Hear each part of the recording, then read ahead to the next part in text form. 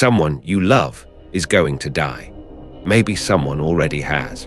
And when they do, some animal part of you refuses to believe it, refuses to accept that a person who was just here, whose voice you can still hear, could simply be gone. So it does the only thing it can. It pictures going after them. It is one of the oldest dreams we have, to go down into the dark, into the country of the dead, find the one we lost, and bring them home. And almost every people who ever lived told a version of that story. A hero who loved someone enough to follow them past the edge of the world. And here is the strange, sad thing they nearly all agree on. The hero almost always comes back. Alone, empty-handed. The dead stay dead. But why each hero fails, that changes everything. Because the reason your people believed you couldn't bring the dead back is really the story of how they learned to let them go. Start with the most beautiful version. In Greece, there was a musician named Orpheus, and when he played, rivers stopped to listen. He had a wife, Eurydice, and on their wedding day, she stepped on a snake hidden in the long grass and died. So Orpheus did what no living man is meant to do. He walked down into the underworld and he played. He played his grief to the very king and queen of the dead, until Hades himself wept, and the wheels of torment stopped turning, and the whole grey country stood still to hear a living man mourn. And they said, "Yes, take her back, on one condition. She would follow him up toward the light, but he must not turn to look at her, not once, until they were both back under the sun." Think how simple that is. Just walk. Just don't look back, just trust. And he almost makes it. He climbs out of the dark toward the growing light, and at the very last step, some part of him cannot bear the not knowing. He has to see that she's really there. He turns, and she is there for one heartbeat, reaching for him, and then she slips backward into the dark forever. To Greece, you can win the dead back. Love is strong enough. Art is strong enough. Even death can be moved. What isn't strong enough is us. Our doubt. We look back. That little crack in every one of us is the gap the dead slip through. Now cross the entire world to Japan and listen to a story so similar it should be impossible, and then watch exactly where it turns. The god Izanagi loses his wife, Izanami, when she dies giving birth to fire, and he cannot accept it. So he goes down after her into Yomi, the land of the dead, and finds her in the black and begs her to come home. And she says, "Let me ask the powers of this place. But while I do whatever happens, do not look at me." The same rule. On the far side of the earth. Don't look. And Izanagi waits in the dark, and he cannot stand it, and exactly like Orpheus he looks. He snaps a tooth from the comb in his hair and lights it like a little torch, and he sees her. And she is rotting. The wife he came to save is a corpse, crawling with maggots and writhing thunder, decaying in the dark. And Izanagi does not reach for her. He screams. And he runs, flees back toward the living world in horror, with the hags of the dead shrieking after him. And at the border, he heaves a great boulder across the road and seals the way between the living and the dead for all time. Feel the difference. In Greece, he looked back out of love and it broke his heart. In Japan, he looked and saw what death actually is, and it broke something colder in him, and he slammed the door. To Japan, the wall between us and the dead is not a lover's slip. It is the plain, unbearable truth that the dead are not sleeping, they are gone, and the wall is there to keep that sight from the living. Two heroes now, two who looked. You start to believe the rule is always the same, that the dead are lost the instant you doubt, or the instant you truly see. And then you go to the oldest city country there ever was, Mesopotamia, and the rule changes completely. Here the one who goes down is a goddess, Inanna, the queen of heaven herself, and she does not go for a lover. She goes out of pride to seize the underworld for her own. But her sister rules the dead, and the dead keep law. At each of the 7 gates of the underworld, the gatekeeper makes her surrender one thing, her crown, her rings, her robe, until she stands before the throne of the dead naked, stripped of every scrap of her power. And there they kill her, and hang her body on a hook in the wall like meat.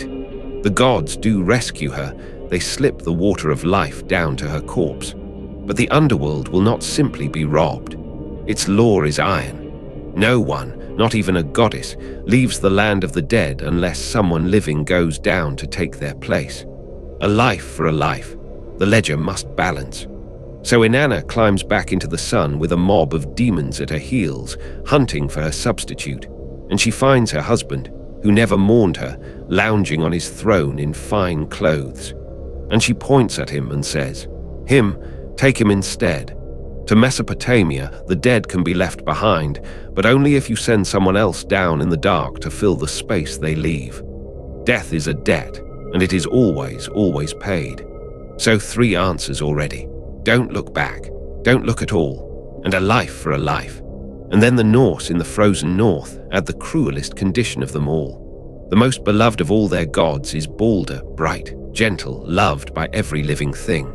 And he dies, tricked into death by Loki. And the grief is so vast that the gods send a rider all the way down the long, cold road to Hel, the queen of the dead, to beg for him back.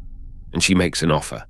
She says, if everything in the world will weep for Baldr, every god, every beast, every stone and tree and drop of water, if all of it grieves, I will let him return.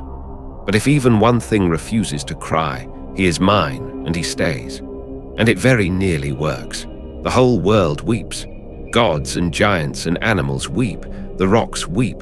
The cold iron weeps. Everything in creation cries for Baldr, except one. A single giantess, alone in a cave, who is really Loki wearing a disguise, who folds her arms and says, "Let Hel keep what Hel holds."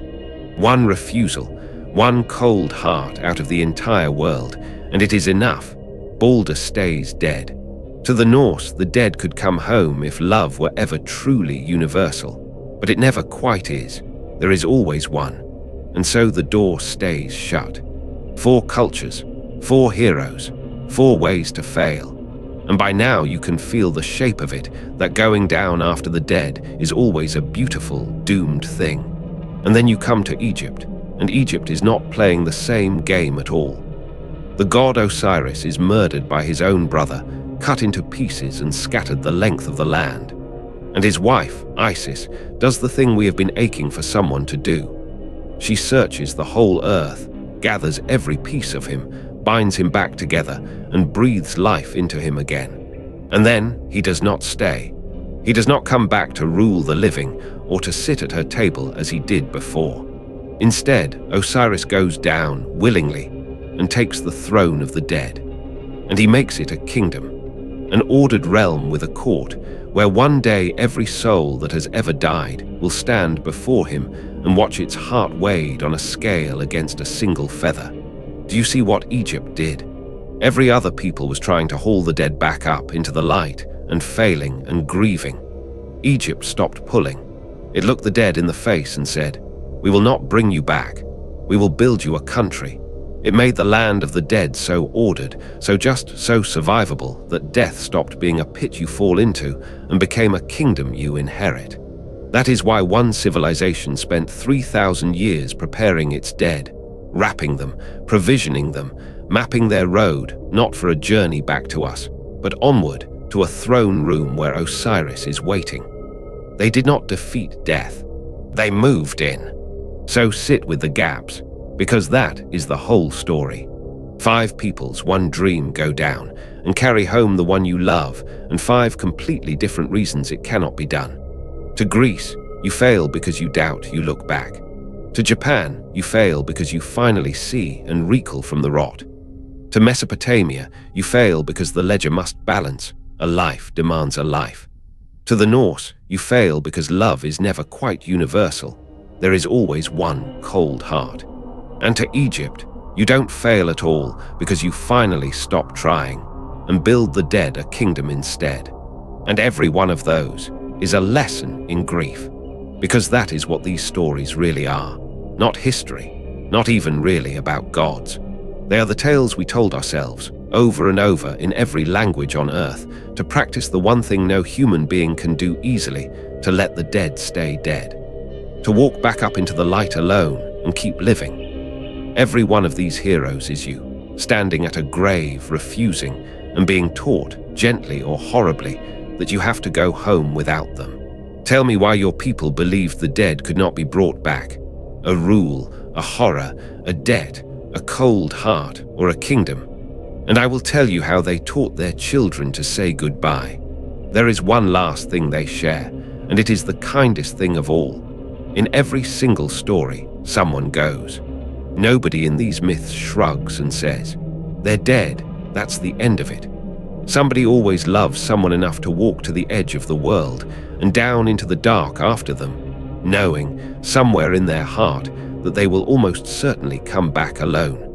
Maybe that is the truest thing we have ever said about ourselves, that we cannot keep the dead, but that we have never, in all our long history, been willing to let them go without following them all the way to the door, and then turning and walking back to live.